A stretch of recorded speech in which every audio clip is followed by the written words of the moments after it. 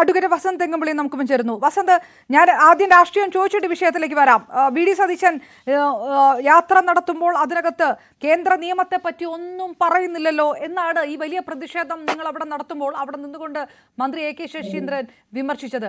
കടുവയെ കൊല്ലാൻ വേണ്ടിയുള്ള ഒരു തീരുമാനമെടുത്തിരിക്കുന്നു, നരഭോജി കടുവ എന്ന് പ്രഖ്യാപിച്ചിരിക്കുന്നു. ഇനി ഒരു പക്ഷേ കൊല്ലുന്നതിലേക്ക്, വെടിവെച്ച് കൊല്ലുന്നതിലേക്ക് കാര്യങ്ങൾ പോകും. ഇതാണോ പരിഹാരം? ഈ പരിഹാരമാണോ നിങ്ങൾ ചോദിച്ചുകൊണ്ടിരിക്കുന്നത്? അല്ലെ, ഈ ചർച്ചയിൽ CPM-ന്റെ പ്രതിനിധി ഉണ്ടോ? ഞാൻ കണ്ടില്ല. ഉണ്ടോ? വയനാട് ഡിവൈഎഫ്ഐയുടെ ജില്ലാ ട്രഷറർ ഡി ജിതിനുണ്ട്. CPM-ന്റെ പ്രതിനിധി ഇല്ലല്ലോ. ഇന്നലെ പറയട്ടെ, ഇന്നലെ കേരളത്തിലെ എല്ലാ മാധ്യമങ്ങളും, ഏതാണ്ട് 2 ചാനലുകൾ, എനിക്ക് തോന്നുന്നു മീഡിയ വണ്ണും കൈരളിയും ഒഴികെ ബാക്കി എല്ലാ ചാനലുകളും ഈ വിഷയമാണ് എടുത്തത്. ഒരിടത്തു പോലും CPM ഔദ്യോഗിക പ്രതിനിധിയെ വിട്ടില്ല. അവരാണ് ഈ വിഷയത്തിൽ രാഷ്ട്രീയം പറയാൻ വരുന്നത്.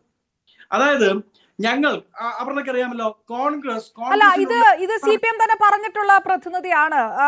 അതിനകത്ത് വരേണ്ടിയിരുന്നത് ഫ്രാൻസിസ് ആയിരുന്നു. ഫ്രാൻസിസിന് പകരമാണ് ജിതിൻ വന്നത്.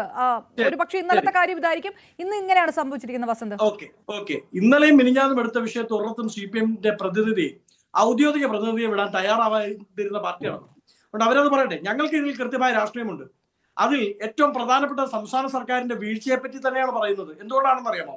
കഴിഞ്ഞ 18 മാസത്തിനിടയിൽ 123 ജീവനുകൾ വന്യജീവി ആക്രമണവുമായി ബന്ധപ്പെട്ട് ഇല്ലാതായി, സംസ്ഥാനത്തിന് നഷ്ടമായി എന്ന് അങ്ങ് നേരത്തെ കോട്ട് ചെയ്ത എ.കെ. ശശീന്ദ്രൻ നിയമസഭയിൽ പറഞ്ഞു. മാത്രമല്ലല്ലോ, 280,280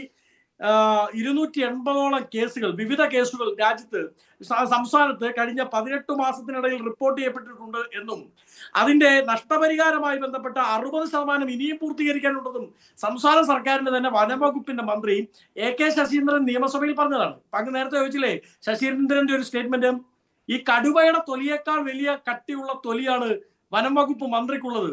തൊലിക്കട്ടി അപാരമാണ്. കാരണം അദ്ദേഹം ചോദിച്ചില്ലേ, നമ്മുടെ ഈ ആന ആക്രമണം ഉണ്ടായപ്പോ എ.കെ. ശശീന്ദ്രന്റെ പ്രതികരണം എന്തായിരുന്നു? ന്യൂസ് 18-ന്റെ ആർക്കീവ്സിലുണ്ട്. എന്താ പറഞ്ഞത്? ഞാൻ മന്ത്രി ആയതുകൊണ്ടാണോ ആന വെളിയിൽ ഇറങ്ങിയത് എന്ന് ചോദിച്ചാൽ, അങ്ങനെ ചോദിക്കുന്ന ഒരു മന്ത്രിയോട് എന്താ പറയാൻ പറ്റുക? 2, ബഡ്ജറ്റ് അലോക്കേഷനുമായി ബന്ധപ്പെട്ട് കഴിഞ്ഞ വർഷം സംസ്ഥാന സർക്കാർ ബഡ്ജറ്റിൽ ഈ വന്യജീവി ആക്രമണം തടയാൻ വേണ്ടി മാറ്റിവെച്ചത് 200 കോടി രൂപയാണ്. അതിൽ 28 കോടി രൂപ സ്പെഷ്യലി വന്യജീവിയും മനുഷ്യനും തമ്മിലുള്ള പരസ്പര പൂരകമായി മുമ്പോട്ട് പോകാനുള്ള സ്പെഷ്യൽ പാക്കേജ് എന്ന് പറഞ്ഞ് 28 കോടി രൂപ മാറ്റിവെച്ചു. കേന്ദ്രത്തെ നിങ്ങൾ വിമർശിക്കുന്നുണ്ട്. ഞാൻ കേന്ദ്രത്തിന്റെ ആളല്ല. എങ്കിൽ പോലും കഴിഞ്ഞ കേന്ദ്ര ബഡ്ജറ്റിൽ 486 കോടി രൂപ സംസ്ഥാനത്തിന് അലോക്കേറ്റ് ചെയ്തിട്ട് 276 കോടി രൂപ ലാപ്സ് ആയി പോയി. CPM-ന്റെ പ്രതിനിധി ഉത്തരം പറയട്ടെ. കേന്ദ്രം ഈ വിഷയത്തിൽ തരുന്നില്ല എന്ന് പറയുമ്പോൾ പാതിയിലേറെ ഫണ്ട് വന്യജീവി ആക്രമണവുമായി ബന്ധപ്പെട്ട് അത് തടയാൻ വേണ്ടി കേന്ദ്രം നൽകിയതിൽ ലാപ്സാക്കിയ സർക്കാരാണ് കേരള സർക്കാർ. അപ്പൊ അതിന് ഉത്തരം പറയണ്ടേ? നോക്കൂ, ഈ നാടൊട്ടുക്കും, ഇപ്പൊ എന്റെ നാട് കോട്ടയത്താവട്ടെ, ഈ ചർച്ചയിൽ പങ്കെടുക്കുന്നവർ വയനാട്ടിലാവട്ടെ, പത്തനംതിട്ടയിലാവട്ടെ, നാടൊട്ടുക്കും സംസ്ഥാനത്തിന്റെ അങ്ങോളം ഇങ്ങോളം, നമ്മൾ രാജ്യത്തെ കാശ്മീർ മുതൽ കന്യാകുമാരി വരെ എന്ന് പറയുന്നത് പോലെ പാറശാല മുതൽ കാസർഗോഡ് വരെ വന്യജീവി ആക്രമണത്താൽ ഭയന്ന് ജീവിക്കാത്ത ഒരു മനുഷ്യൻ പോലും ഇല്ലാത്ത അവസ്ഥയിലാണ് ഇരിക്കുന്നത്. എന്റെ നാട്ടിൽ, ഞാൻ ഇപ്പോൾ ചർച്ചയിലിരിക്കുന്ന കാഞ്ഞിരപ്പള്ളിയിൽ നിന്ന് 16 കിലോമീറ്റർ അപ്പുറത്താണ് 6 മാസം മുമ്പ് എരുമേലി അങ്ങേക്ക് അറിയുമ്പോൾ പേട്ട തുള്ളലൊക്കെ നടക്കുന്ന വിശ്വപ്രസിദ്ധമായ ശബരിമല തീർത്ഥാടനത്തിന്റെ ഭാഗമായ എരുമേലിയിൽ, ആ സിറ്റിയിൽ വീട്ടിൽ രാവിലെ റബ്ബർ വെട്ടാൻ പോയിട്ട് തിരിച്ചു വന്ന് കട്ടൻ കാപ്പിയും കുടിച്ച് പത്രം വായിച്ചുകൊണ്ടിരുന്ന വീട്ടുകാരനെ കാട്ടുമൊത്ത് കുത്തിക്കൊന്ന നാടുള്ള സംസ്ഥാനമാണിത്. എന്താ നിങ്ങൾ ഇതുവരെ നിലപാടെടുത്തത്? അതിനുശേഷം ആ കാട്ടുമൊത്തിനെ വെടിവെക്കണമോ എന്ന് തീരുമാനിക്കാൻ വേണ്ടി 2 ആഴ്ച കാലമെടുത്തു. നിങ്ങളുടെ DFO ആണോ ഉത്തരവിടേണ്ടത്, അതോ ജുഡീഷ്യൽ മജിസ്ട്രേറ്റ് എന്ന നിലയിൽ കളക്ടറാണോ എന്ന്? നിങ്ങൾക്ക് ഈ വിഷയവുമായി ബന്ധപ്പെട്ട് യാതൊരുവിധ അവധാനതയും ഇല്ല എന്ന് മാത്രമല്ല, വന്യജീവി ആക്രമണത്തെ എങ്ങനെ നേരിടണമെന്ന് സർക്കാരിന് തുമ്പും തുരുമ്പും അറിയില്ല എന്നുള്ളത് കൊണ്ട് നിങ്ങൾ ഈ പണിക്ക് കൊള്ളത്തില്ലാത്തവരാണ് എന്ന് സംസ്ഥാനം മനസ്സിലാക്കിക്കൊണ്ടിരിക്കുകയാണ്. ഇല്ലെങ്കിൽ നിങ്ങളുടെ മുമ്പിൽ ഇപ്പൊ കടുവ പ്രശ്നം ഉണ്ടാവുന്നു. ഇതിനു മുമ്പ് എന്താണ് അരിക്കൊമ്പൻ എന്ന് പേരിട്ട് നമ്മളൊരു കൊമ്പന്റെ പുറകെ ഓടിയില്ലേ? എത്ര കാലം നമ്മൾ അത് ചർച്ച ചെയ്തു? നിങ്ങളുടെ മുമ്പിലുള്ള ഏറ്റവും പ്രധാനപ്പെട്ട, ഏറ്റവും ന്യൂ ആയി പെട്ടെന്ന് ഉദിച്ചു വന്നിരിക്കുന്ന വിഷയമല്ലല്ലോ വന്യജീവി ആക്രമണം. സംസ്ഥാന സർക്കാർ 2020 മുതൽ അടിക്കടി മിനിമം വസന്ത, പക്ഷേ പ്രതിപക്ഷത്തിന് കൃത്യമായിട്ടുള്ള ഒരു സജഷൻ ഉണ്ടോ? ഇതിപ്പോ വസന്ത് ഇരിക്കുന്ന സ്ഥലത്താണ് ഈ കടുവയുടെ വിഷയം നടന്നതെങ്കിൽ എങ്ങനെയായിരിക്കും അവിടെയൊക്കെ സമരം ഉണ്ടാവുക എന്ന് ഊഹിക്കാവുന്നതേ ഉള്ളൂ. ഇത് മലയോര മേഖലകളിൽ നടക്കുന്ന വിഷയമാണ്. ആ രാഷ്ട്രീയ പാർട്ടികളും അതനുസരിച്ച് തന്നെയുള്ള പ്രതിഷേധം ഒക്കെ നടത്തുന്നുള്ളൂ. പ്രതിപക്ഷവും അതേ നടത്തുന്നുള്ളൂ, കോൺഗ്രസും അതേ നടത്തുന്നുള്ളൂ, യൂത്ത് കോൺഗ്രസും അത്രയും നടത്തുന്നുള്ളൂ. അതല്ലാതെ കൃത്യമായിട്ടുള്ള സൊല്യൂഷൻസ് പ്രതിപക്ഷത്തിനുണ്ടോ പറയാൻ? അങ്ങനെ എന്തെങ്കിലും ഒരു സജഷൻസ് നിങ്ങൾ പുറത്തേക്ക് വെച്ചിട്ടുണ്ടോ ഇതുവരെ? തീർച്ചയായും ഉണ്ടോ പറഞ്ഞ. ഞാനൊരു എക്സാമ്പിൾ പറയട്ടെ. ഈ വന്യജീവി ആക്രമണം നടക്കുന്ന വയനാട്ടിൽ, അല്ലെങ്കിൽ ഇതേ വന്യജീവി ആക്രമണം നടക്കുന്ന തേക്കടി, ഇവിടെയൊക്കെ പ്രൈവറ്റ് റിസോർട്ടുകളുണ്ട്.